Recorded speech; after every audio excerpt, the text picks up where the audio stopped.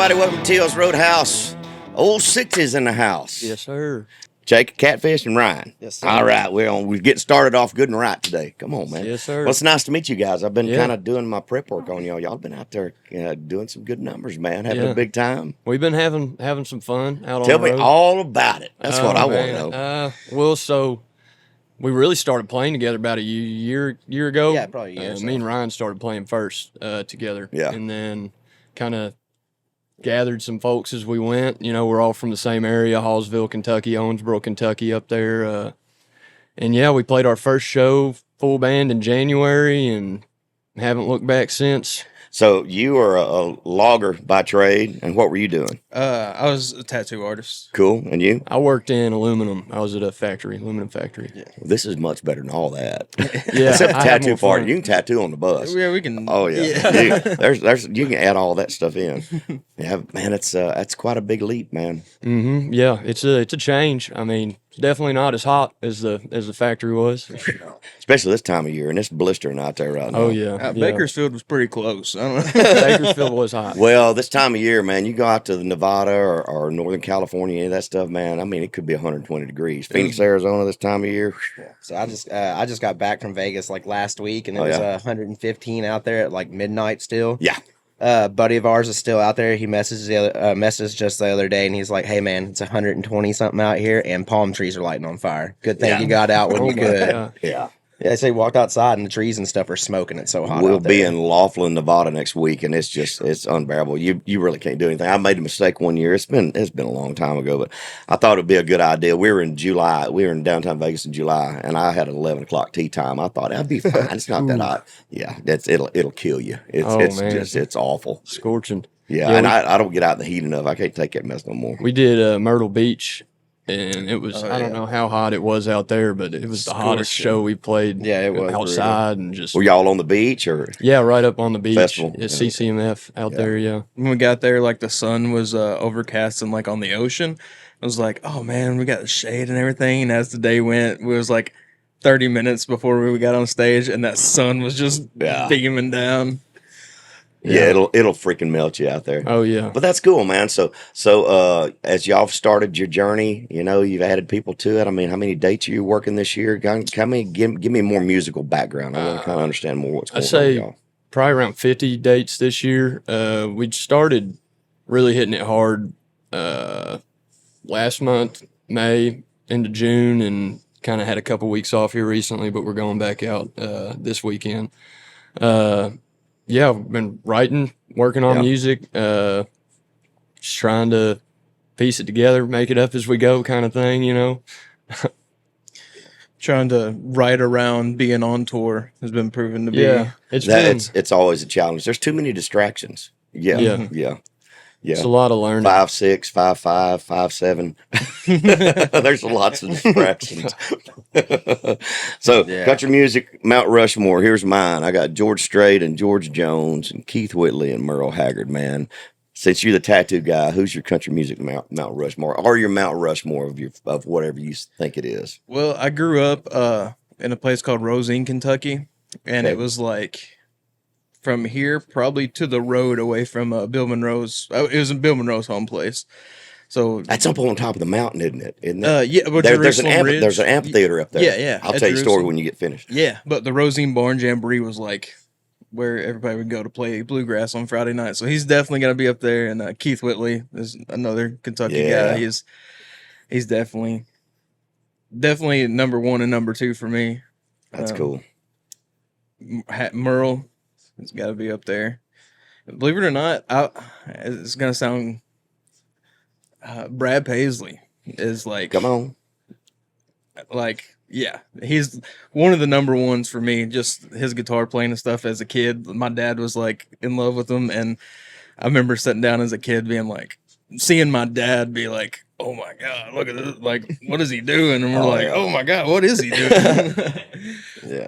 Yeah, he's pretty phenomenal, man. I've been wanting to. We did some shows with him a couple of years ago, and I didn't have all my stuff together, but I really wanted to do a rig rundown with him and kind of let him tell me all about his guitar setup and all the stuff he does. Because I'm a shitty guitar player, but I still am fascinated and I respect him a lot. Yeah, we used to watch YouTube videos of like some rig rundowns of his and Yeah. like the live wire stuff and everything. And there's just when his he came out with a signature telly with the V-neck. Yeah. And me and Dad, the day it dropped, there was a Guitar Center here in Nashville, and my dad called them to see if they had it, and we drove like down here just to play that guitar, Wow. just to test it out. That's pretty cool. How about you, Jacob?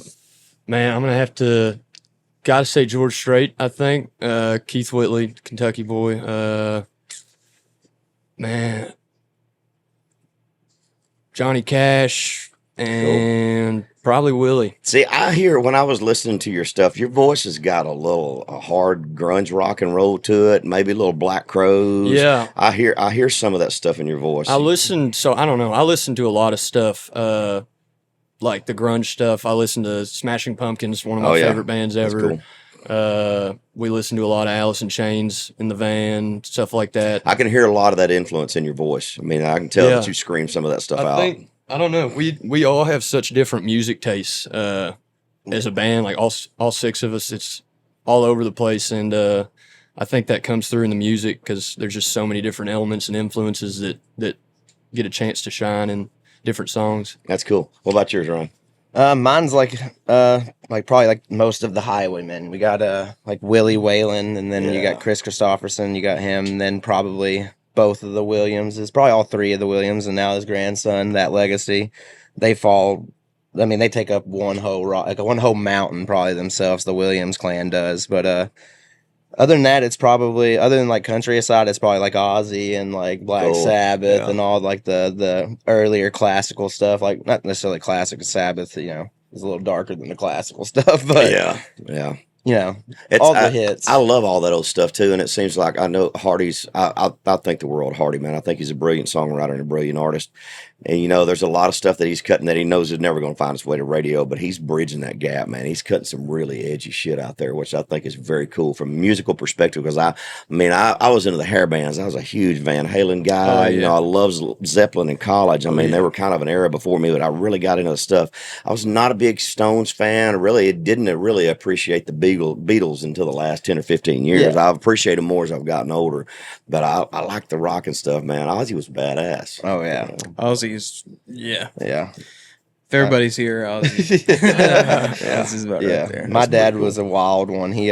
He worked swing shift, and his mood swung with his shift. So he would come home and he would listen to Ozzy, and then the next thing you know, it's Buck Owens on the streets of Bakersfield, and he's right in there making whiskey. I think a lot of people are like that, and you know, I believe that music has an effect on your mentality and on your mood. I mean, if you start banging your head on some really aggressive music, you're gonna drive faster. In the truck seat. You know, if you're more mellow, I mean, it affects things. It really does. I'll go back to what I was talking about. It's been years ago. I don't think you guys were even in the band, but we had played at that festival up there on top of the mountain. Yeah, Jerusalem Bridge. Big gravel parking lot up on top of the hill. Dude, I'm telling you what, we got up there and the satellite stopped working on the bus. We just parked in the parking lot. There's no trees around you or anything. You got to take golf carts to get down to the stage.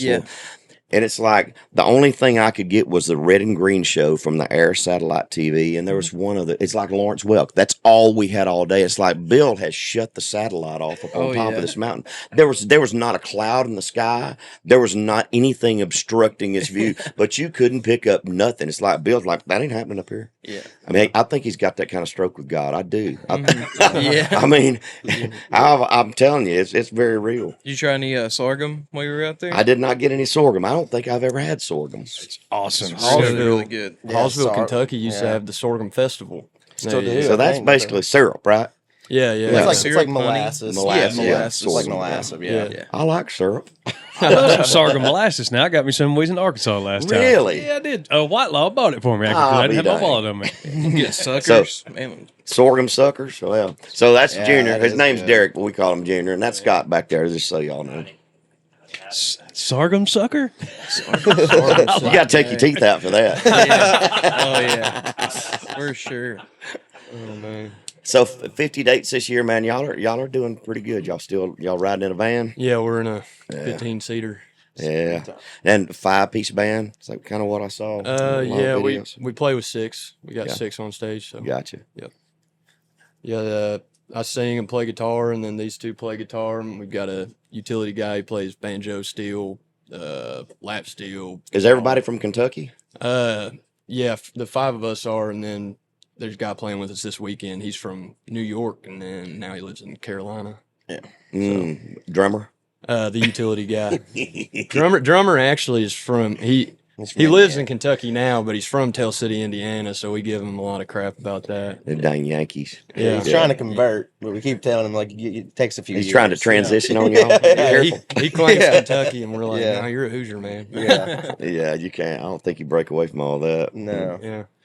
So, what's been the biggest change in your life other than the job change? I mean, what's your perspective of all this? As you kind of get some notoriety and start traveling around, and Yeah, I think it's just the constantly going. You know, even when we're not going, we're going, and it's your mind's running all the time about different stuff, and I think the stresses, like a lot of people think that as you gain success in life, like your stresses will go away, but it's not true at all. They just change. They you know? amplify too. Yeah. Like, yeah, But like when I was working at Commonwealth, I would come home and I'd be like physically tired, and now I'm just mentally tired like all the time, you know, just running through all this stuff, thinking about all this stuff, preparing for shows, writing songs. It's just a lot that goes into it that you don't think about until you're doing it. yeah. I mean, it does take a toll on you, and the road is a grind. Yeah. It really is. As much fun as it is, and all the good things that come with it, it's a grind. It'll beat you down, especially when you stay out there for weeks at a time. Mhm. Y'all just doing weekend warrior stuff? Yeah.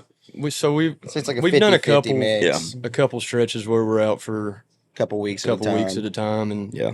and that has been wild to experience because, you know, being away from home for that long. We're from small town Kentucky, you know. It's just crazy getting out and seeing everything.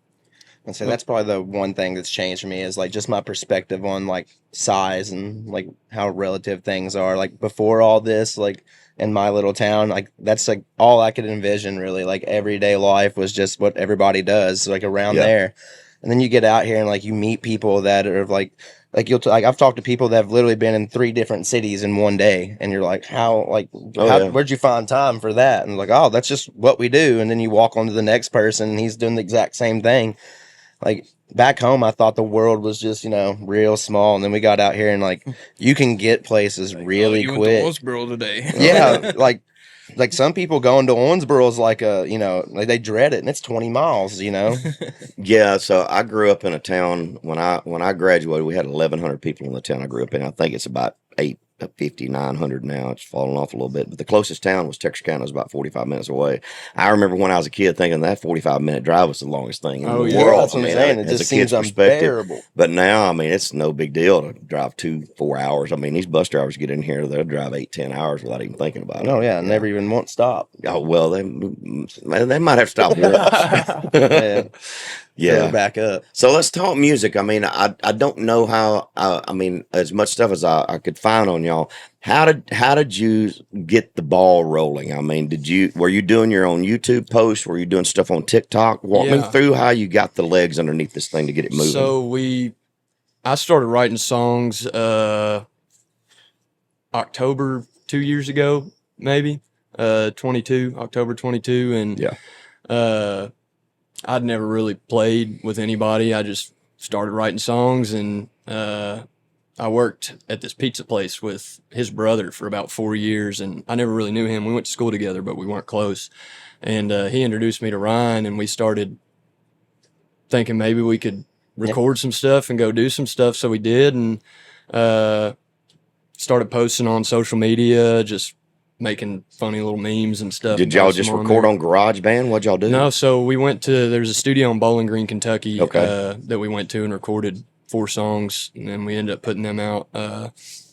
But yeah, we just started posting on TikTok and Instagram and Facebook and everywhere, and just hoping somebody liked it, you know, somebody saw it and enjoyed it, and it just kept growing, and here we are now. How many followers you have on Instagram now? I mean, I couldn't tell you what my numbers are. Yeah, I think around 250. 250,000 maybe. That's awesome. Yeah. So I have no clue. I don't know the last time. Isn't it amazing how much you can do with social media these days? It is. Took such a big machine of label and infrastructure and all that. I mean, it's changed so much. And that's where I cut my teeth at. I understood the label system, and a publicist and a sales team, and then it was before social media. We had a record promotion team, national promotion director. You go out with your regionals and do all that stuff. So it's changed a lot. What does your infrastructure around your team look like? Do you have a social media person? Do y'all do all your social media posts? I mean, are you working anything at radio or not? I mean, where y'all at? Yeah. So we have some content guys that shoot some content for us and come up with ideas for stuff. And do then, you carry content guys with you on the road? Sometimes, depends on the show, really. Yeah.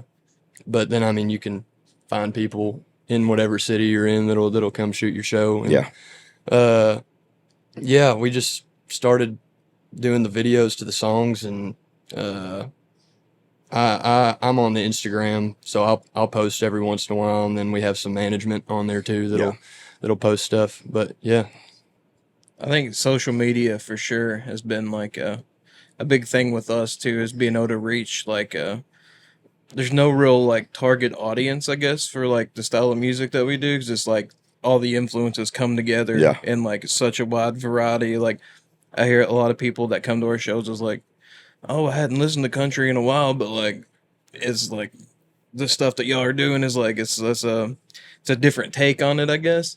And so it's really cool knowing that like that social media has built that like following around it, where these people who may not be interested in some stuff can like just by the swipe of a screen, like learn about a whole new like different kind of genre that they could build off of. And well, here's this person, or here's this. Oh, and I saw some stuff on YouTube as I was doing my prep on y'all, where the whole crowd screaming the lyric to your song back. That's pretty freaking cool. It's a crazy feeling. Yeah. I mean, our first headline show was in Asheville, North Carolina, and we'd been doing some support stuff, and people were singing, but they weren't there to see us at the support stuff. And then we played our first headline show, and it was just a surreal experience. Everybody's singing this. There were some people singing unreleased stuff, and it's how do you know that? It's pretty crazy to know that people have found your stuff like that online. Yeah. It really is. It's wild. I was like, they've literally had like stuff that we didn't even put out yet, or like they've sang stuff that we didn't even put out yet. It's like how they find it. Exactly. It's like just videos. Yeah, it's like just little clips, stuff that people have videoed from the crowd that they posted on their sites. That's like the true testament to social media. It really is. Them knowing all of our unreleased songs. I was like, how'd you? So, are there plans to go in at some point in the very near future and cut a full record? I mean, yeah, we've been talking about it. We're recording some songs here and there, but that's the plan. I think is a record. We don't have a time frame or anything for it, but kind of hard to do when you're touring as heavy as you are when you're running all the time. Yeah, I find it hard. I do most of the writing, and I find it really hard to write on the road. Like, me too. Finding time to sit down and not just write to write, but to write with the intent of creating something, and not just writing to write a song. It's hard to find the time. Yeah, like I said, there's a lot of distractions out there. There's so much going on. I mean, it's just and you're tired, especially if y'all are driving yourself a lot and running up down the road in a van. I mean, hopefully you'll be able to break out of that stuff in the very near future. Yeah. Makes a difference. Makes a big difference when you get on a bus and kind of have somebody there that you don't have to worry about getting you from point A to point B, and you can get done with your show and unwind and chill out a little bit. Yeah. Yeah. Do the fun things. Yeah, we still do some fun things in the van. I bet you do. I say, fortunately, we got a buddy who drives us around. He's like our main designated driver at the moment, and biggest alcoholic in the band. No. He's a trooper. He watches me indulge for him, and drives me home safe usually. God bless you. God bless him. You ever tell him to drive me smooth? Yeah. No, I'm usually one like, hey man, there's a pothole over here we can hit. Well, when he's not driving us around, he races dirt track at home, so he's a driving machine. He's awesome. The man for the job. Yeah. That's awesome. Oh, Huey. Yeah. Tell me some fun Butch things about chassis. road life. I mean, because we all have a different perspective of all of it. I mean, I love being on the road. I still do. I enjoy being out. I love the travel, but there's a lot of pranks that happen, especially when you're young. Who's the prankster in the bunch? Aiden, our drummer, Aiden. yeah. He's 20, Yeah. and He had the luck of like right after he graduated, he got thrown into the mix with like 40-year-old like union workers, Yeah. and they just straight up took him under like their wing. So he talks like a 40-year-old like laborer. Like if you were like to walk on a job site, like you could literally put him in like a group of 10 to a lineup, and you'd be like, "You're 40 something, right?" Because he has that like that attitude and that mentality. Yeah. They bullied him and beat it into him at a young age. never serious. Never Always serious. giving somebody some help. Yeah, always. That's awesome. Like there's no slack to be given. Give me something that's happened in the van while y'all riding down the road. I mean, y'all got to be doing awful stuff to each other. Oh, The gas station tramp stamp. They was say the- the gas station tramp stamp was like that's the first thing that pops into my mind. Who got it? Aiden The did, drummer, He, yeah. Ah, he picked it out and then came out to the van and was like, "I got this. I'm gonna put it on."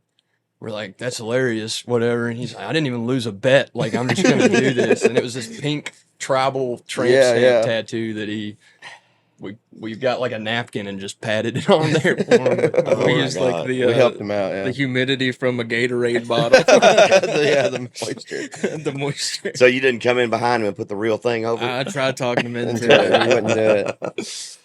Man, we've had a lot of great times. I remember I had a monitor guy one time. He'd been through a bad divorce and he was down in the dumps. He had long hair. I mean, it kind of been, it was like his whole identity.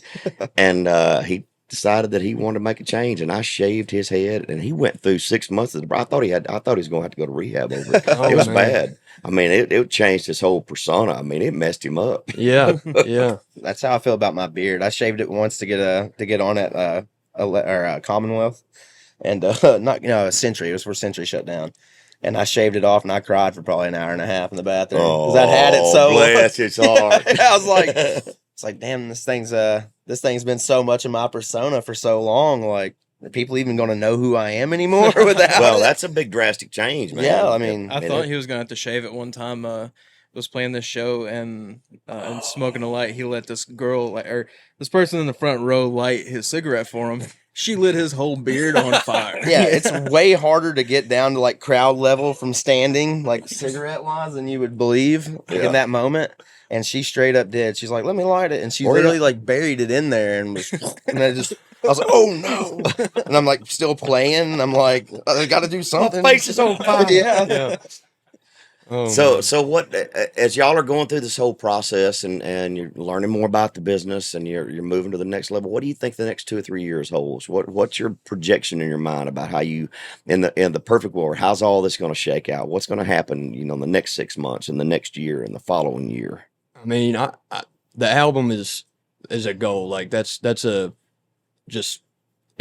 made this bucket list whenever we first started, and release an album was on there. So that's one of our main goals out of all this is to put out more music. I love playing the shows. It's my favorite part of it. So if we can hit it hard next year and just play a lot of shows, that'd be great. Like going out and meeting everybody and seeing faces, and it's a good time. So tell me what else was on the bucket list and what have you done? What's been checked off and what hadn't been checked off? Do you still have it? Yeah. Yeah, because there's some funny stuff on this. We thing. had you got it on his phone. It's got like it you on my don't have phone. that in your pocket. I can read something to you. Just if I can list find straight. it. I just carry it with me everywhere I go. I put it on a laminate. I wear it around my neck. It's like the "Hi, my name is Earl" of 60.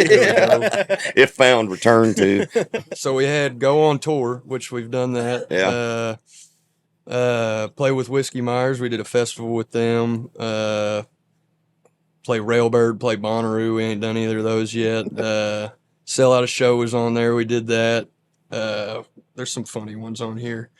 One of them just says Log Cabins, and I don't. Sorry about that. That's my contribution. Yeah, I don't know what the Various deal there shaped was. sizes. Just have them or be in them. Who knows? But Lincoln Log Log Cabins. version, real version. It'd be Yeah. fun. And Cabins. how drunk were y'all when you wrote this? Yeah, we were sitting out in my sunroom writing. Me and Ryan were, and we were like, we need to make a bucket list. So Ryan just It's started like firing off. mine was like meet Kid Rock, buy 2 General Lee's so I can jump the first one. That way I don't. Those are all good things. Yeah, like you don't want to buy a General Lee and like Not have a destroy backup it. General Yeah, Lee, yeah, because you're not gonna be able to own a. Because when you jump stuff, the front's going to buckle up. It always happens on the show. You've seen it on the episode every time Waylon gets done. And then you look at it and it's fine. I don't know how to do that. Right after the E-haul, the A-pillar crushes. You can see it. The whole car's like, so you got to have 2.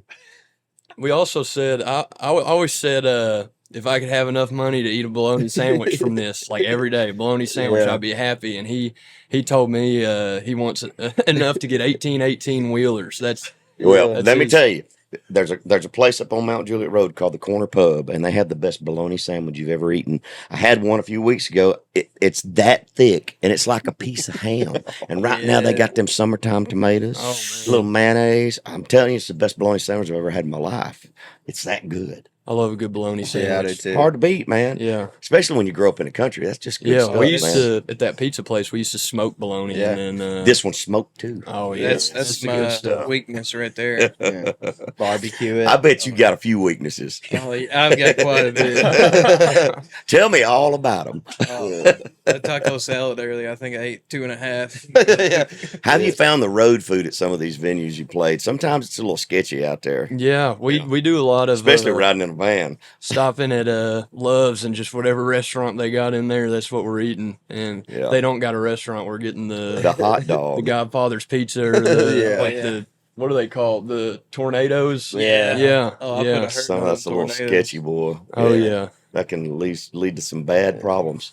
I've depleted the stock of Slim Jims, the Macho Man Randy Savage, like ones from here to California. Yeah. I've bought them all. That's about all I make my way into. Where's been your first favorite place that you played so far?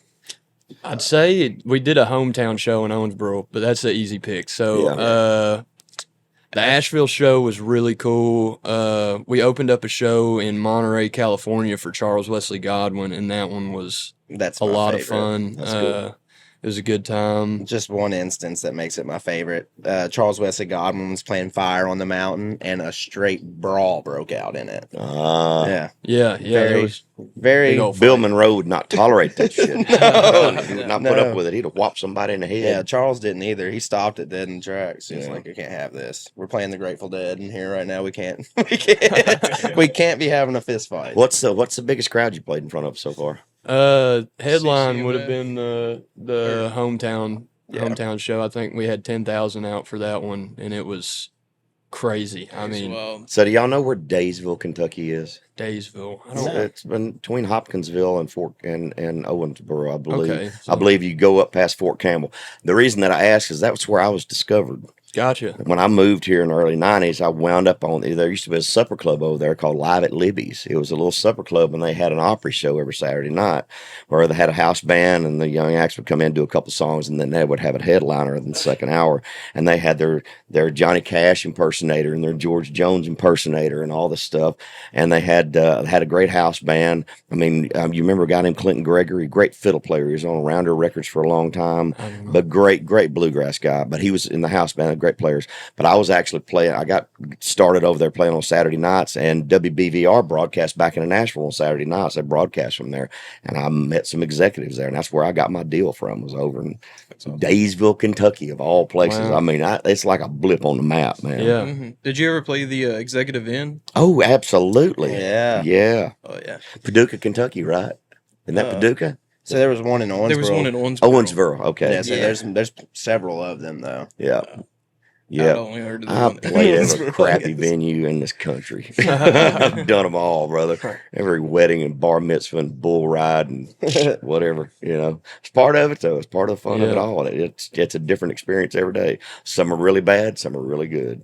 Yeah, we have a good time. We did we got a rodeo this weekend, so Yes, sir. I like So much of it is about the people you're spending time with, man. If y'all get along, man, you got to get along. That's the big part of it all. I think we got a good crew around us that we're all pretty good buddies, like a family. So Yeah. And have a everybody good we time. play with, like We all we all pick on Aiden, the drummer, too, so it's all good. Well, Yeah. you got to have an outlet. Yeah, everybody's Well, got it. he complains about it, and then he'll just be himself and do the same things that he's doing. And you're like, this is why we This is why we give you pick so on much you. crap, dude.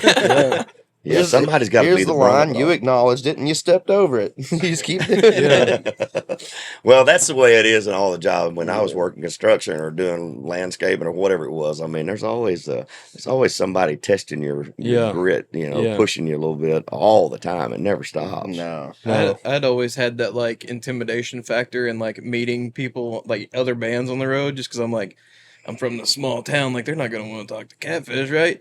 And then like everybody that we've hung out with has just been like Yeah. so like Red Clay, like all Yeah. those guys were so cool. Charles, like we're all like really good friends with all Charles bands now, and it's like the camaraderie of on the road and like realizing that like they're doing the same thing we are, and like it's kind of like an outlet just for us to be able to hang out with those guys. And So, what do you think? It seems like there's a trend right now where unsigned artists, unsigned bands, and things are getting so much traction and doing really amazing numbers out there without radio, without the major industry support. What is it that this younger generation is gravitating to? What are they finding intriguing? Because it's not just y'all; it's happening to a Yeah. lot of acts that are really doing massive numbers. And I see y'all being on that same trend of moving up that ladder. I think that it's people. I don't know what it is. I think Are they streaming- discussing with commercial radio? Or they? I mean, I because think it's just the streaming. The way that That's it. streaming works is like my playlist on my Spotify or whatever is we'll go from Led Zeppelin to Tupac to Yeah. Pantera. and it's just you can listen to whatever you want to whenever you want to, and I think that's why you see like genres are starting to cross over and blend together, and you see these new things popping up, and everybody craves the authenticity now, and they want the rawness and just the honesty of what's happening. I think it's cool to see just the way that streaming has kind of affected the genres and all that stuff. do you see it parlaying it into a label situation as you get momentum and things behind you? Maybe we're just do what's right, trust our guts, Yeah. That's what we've done up till now, and it's worked pretty well for us. So keep on trucking. Yeah, I mean that's a lot to decipher, but I've been fascinated watching all this stuff as I've gotten to know a lot of the younger acts from doing this podcast. That it's a different world out there nowadays. Yeah. I mean, you can really have some tremendous impact, and guys like Cody Johnson that started off. I mean, like Jelly Roll. Jelly Roll started pretty organically too, and look how massive things have taken off for him. But he was propped up by the time he got to a label. He had a lot of value. He had a lot of things going on too. But it's pretty amazing to watch. I just wonder, is the demographic of your audience, is it primarily young? I mean, what's your age group? We got a wide, like, I don't know. I expected it to be pretty young when we first started going out, but we've got a pretty all over the place demographic. It's cool to see just a bunch of different types of people that come together and go to this one thing, because we'll get the college kids and the partiers, and then we'll get the parents that come and the older people. We've had a lot that like 80s hair metal, Yeah. like a lot Yeah. of that like kind of fell out of country, but like hear that like rock and like it just means a lot to like such a wide variety of people, I think. But Yeah, that's pretty cool. I mean, I was just curious what the demographic was, because it seems like people are kind of shifting to things that it's like more special if you find it on your own. yeah. Where it's something that's really not a mainstream I thing think- that you tap into. It's more organic, and they're kind of digging that. Yeah. So, and it's a lot of that going on in the Texas sound too. the Right. Texas And music I radio think that's charts. very important to people right now, is like when you find something, it means so much more to you, and you might stumble across it on social media and you're like, oh, these guys aren't anything, but I really like this, and I can tell they might be one day, and then you see them do something and you're like, okay, I found these guys like before anything happened, and you create that attachment. And I think it's just cool because you can see entire careers develop now, like from start the very start. When on it's all social media. documented. Yeah, everything's everywhere. And so musically, where did you start? Did you teach yourself to play guitar? I mean, Yeah. what was each one of your background with your instrument? So I started playing. Both my grandparents on my mom's side, they played, and my grandma taught, and she ended up passing away. And when I was like 12, they gave me a guitar, and then I started learning, and I put it down for a little bit, and then picked it back up 3 years ago maybe, and started teaching myself again. But I've always, like, I sang in the choir at church growing up, and played in the worship band at the youth group, and did all that. And I've always loved music, and I'd never really tried to write, and then started writing, and these guys. Do you have a musical background? Yeah, so I grew up like really Southern Pentecostal, like super Southern, and a lot of there was like a singing group called the Crab Family, Jason Crab. Oh yeah, you know them? I'm That's very all my familiar with family. it. Oh yeah, cool. And so it was pretty much like growing up in church. They were like around singing, and then if they wasn't there, then they were like covering, you know, like old school Pentecostal hymns and stuff. And so I grew up like mainly in church, and then playing just that like Southern gospel, borderline bluegrass kind of thing. Yeah. And then I got a Ozzy Osbourne Diary of a Madman box set for Christmas one year, and that completely changed my whole outlook on what music is and could be. And riding around with my Uncle Mark, he listened to like AC/DC and like all of that, and it was like, you know, the Geo Tracker with the top down. And it was like, man, this is like a different way of living. So it was like learning that, and then like my dad played and stuff, and so it was kind of just came not natural, but like because I still had to work really hard for it. But it was a good way for me and my dad to bond, and for me to like have this way of like hanging out with friends. Like all my friends played music, so it was like a good indication to like set me up for the future of like, even if nothing comes of this, like I still have a good time doing it. Yeah. How about you, Ryan? I too, like, fortunately grew up like in a musical family. They all gathered around and played like constantly together. And I started like being real young. I was probably like 5 or 6 when I first started like actually trying to play along with them, and they were all just like generous enough to let me like sit in the room and let me just make noise with them. But they showed it, like they gave everything they could, showed me everything they knew how to do and everything up to that point, and we're here. I asked that previous question because I want to know how much you've evolved since you've been doing it full time.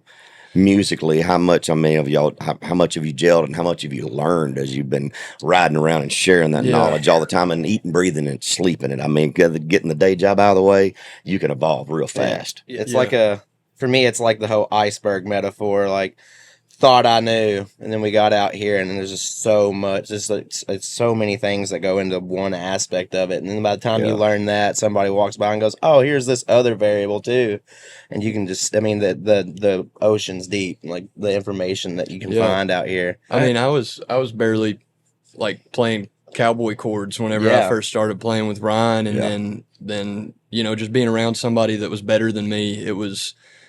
You get better, you know, just playing with people that are better than you, and it's cool. Yeah.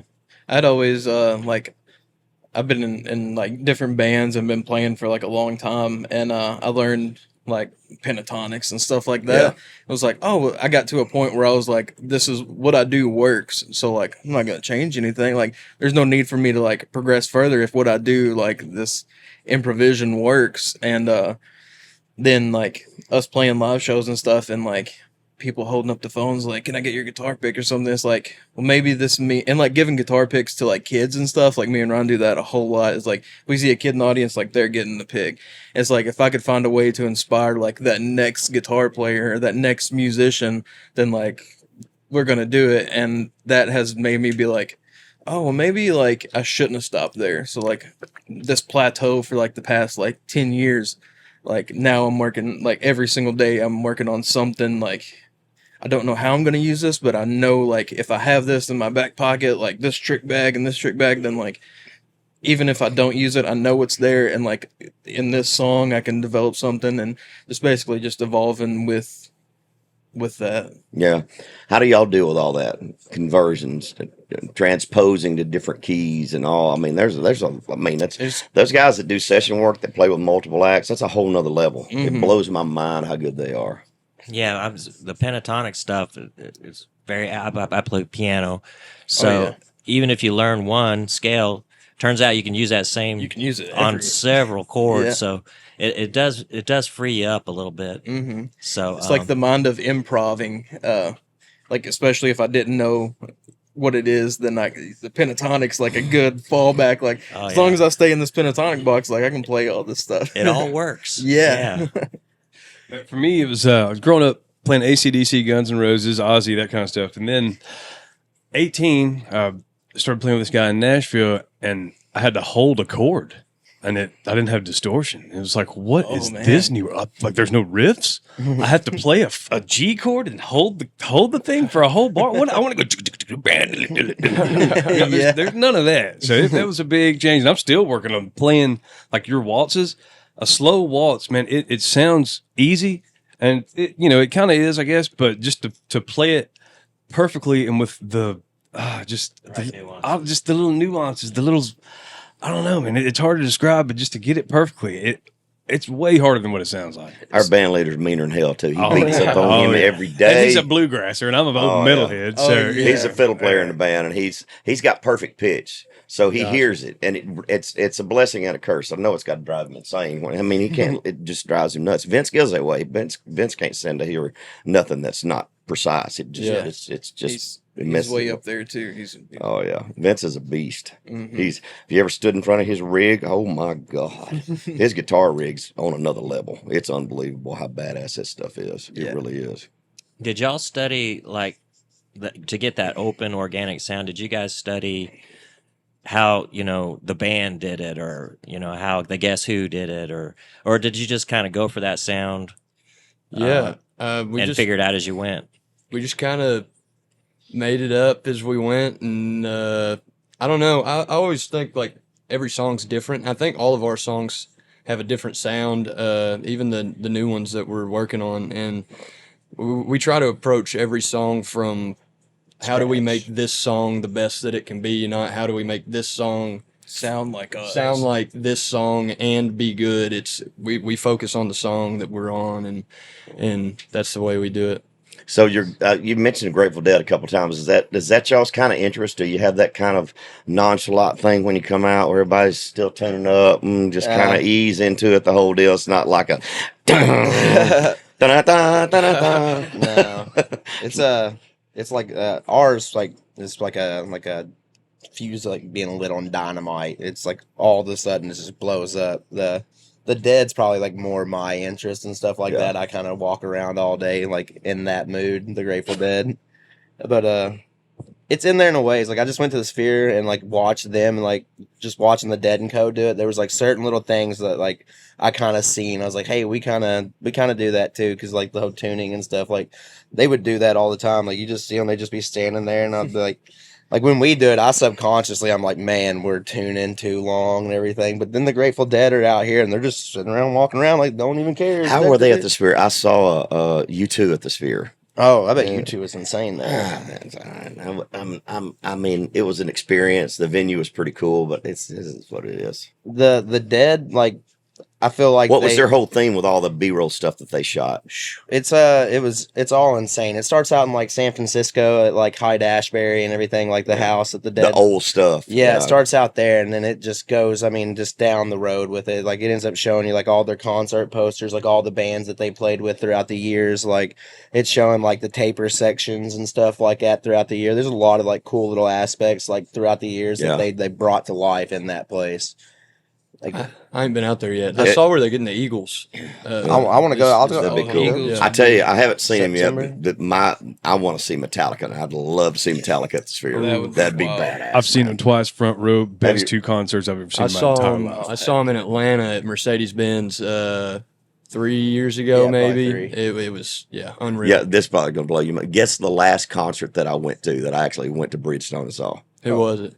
Disturbed. Disturbed is awesome live. With Falling in Reverse opening up for him. It was badass, man. Almost wore my Falling in Reverse shirt. I thought it was too much. Oh, no. Yeah, I listen to everything, man. Yeah, they're sick. I mean, they really are. And but a lot of that old stuff, I miss so much stuff from the 90s because I was so wrapped up in country. That was when I was just working all the time and in my own bubble. But I've gone back and found a lot of that stuff, the Pantera and the We Disturbed. talked about that on the way here, was like how great the Limp 90s Bizkit, were. and there's a lot of that stuff is really great stuff. I just missed it when it was current, so I've gone back and found a lot of those stuff. And when I go to the gym workout, that's kind of my jam that I get into. Yeah. Man. I like that. Gives you that edge. It makes you want to push a little harder. It's like you were saying. It makes you want to speed. It does. It makes you want to push that gas pedal. Put you in the mood. Every show before we go on stage, we pray and then we break it down. The 1, 2, 3, and we say Pantera. We go out there and play.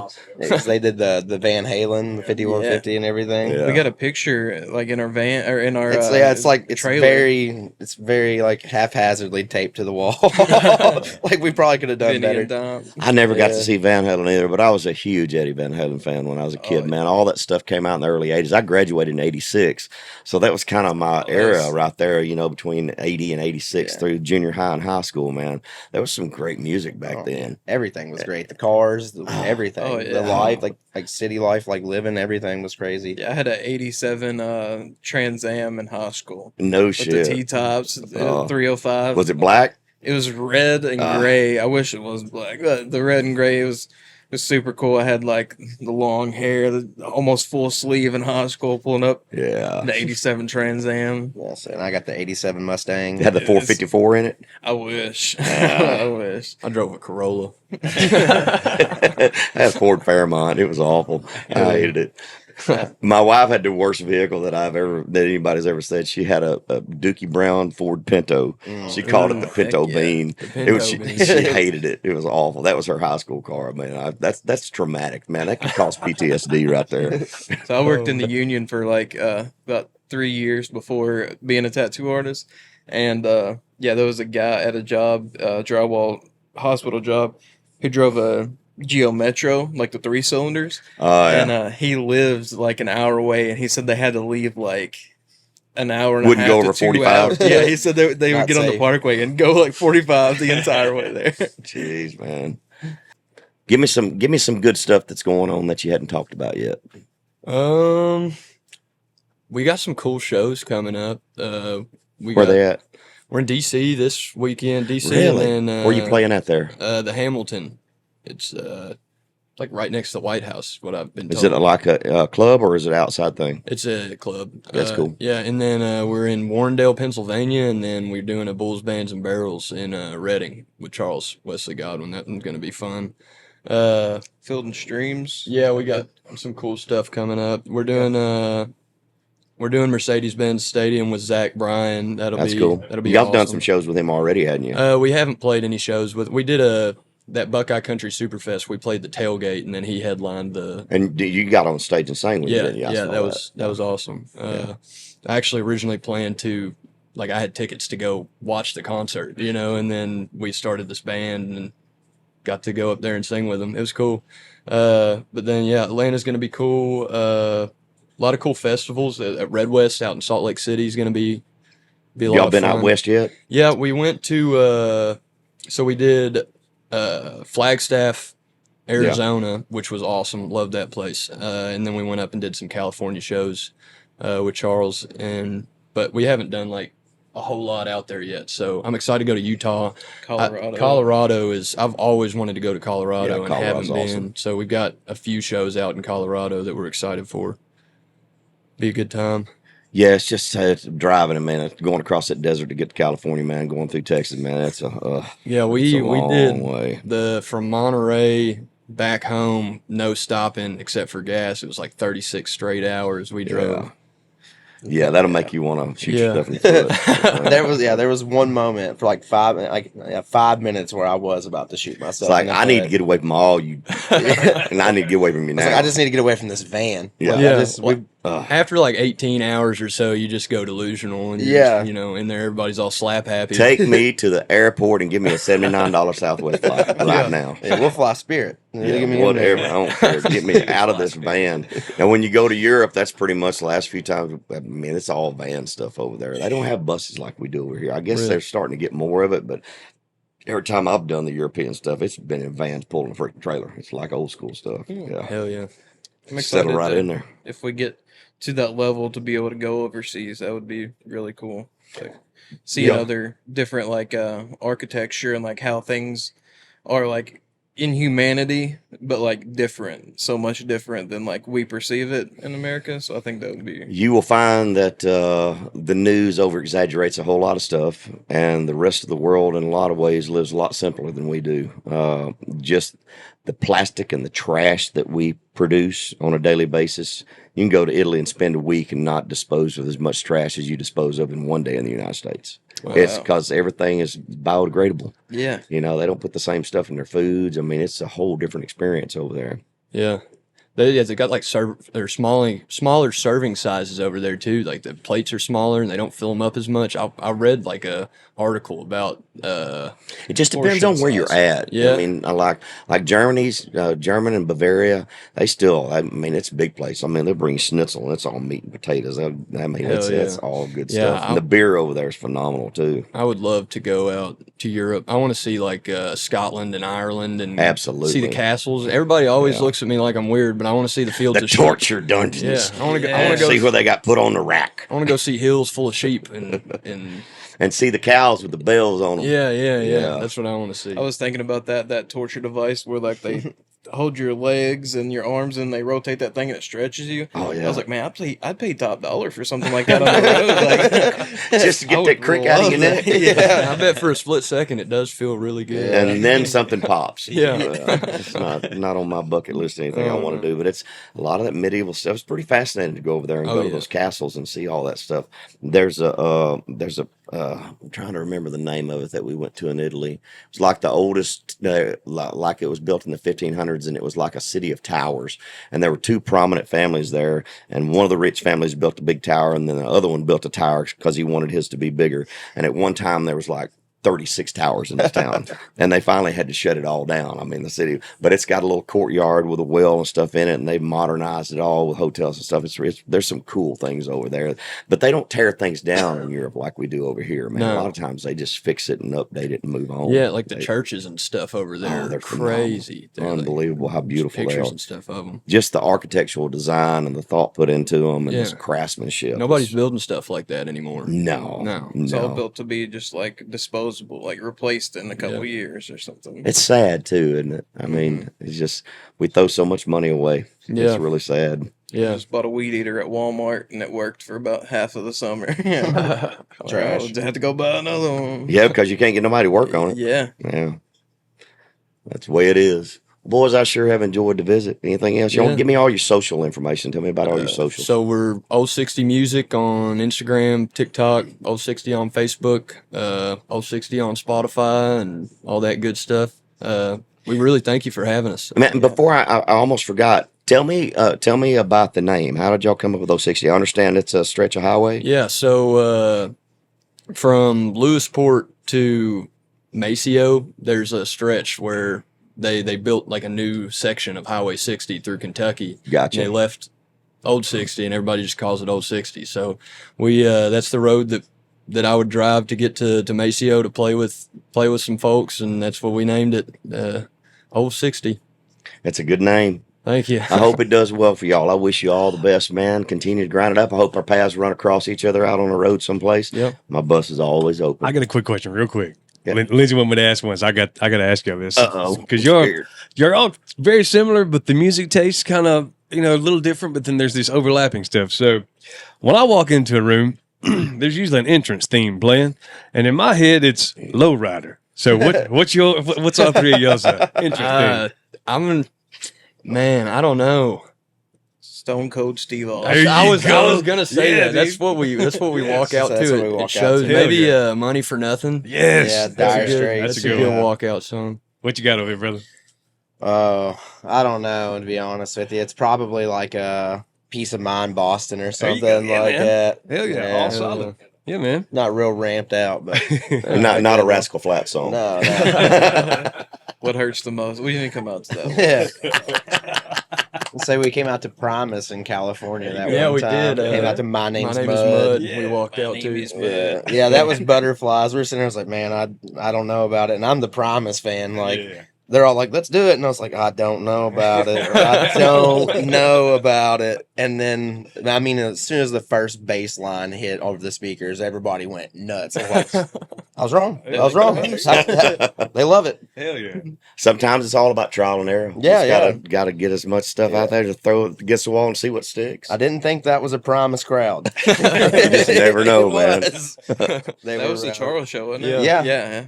A lot of overlap fan base there. Yeah, California. I was like, at least they're from here. Like, Yeah. Boys, I really enjoyed meeting y'all. Yeah, Wish you thank you all for having us. all the best, continued success out on the road, and y'all stay safe out there. We'll do. Old 60. Thank you so much. Yeah.